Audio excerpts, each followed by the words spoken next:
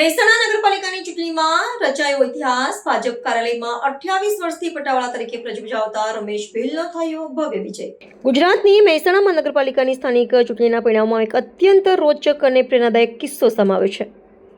ભાજપના જિલ્લા કાર્યાલયમાં પટાવાળા તરીકે ફરજ બજાવતા રમેશ ભીલે ચૂંટણી જંગમાં ભવ્ય વિજય પ્રાપ્ત કર્યો છે.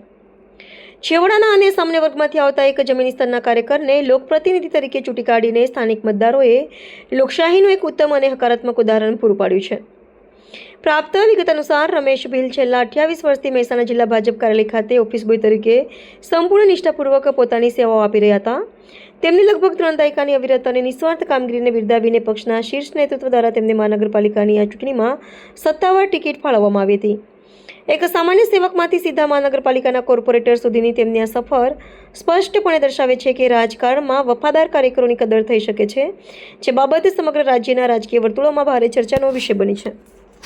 આ નોંધપાત્ર વિજયની સત્તાવાર જાહેરાત થતાં જ મહેસાણા ભાજપ કાર્યાલય અને તેમના સ્થાનિક સમર્થકોમાં ભારે ઉત્સાહનું મોજું ફરી વળ્યું હતું.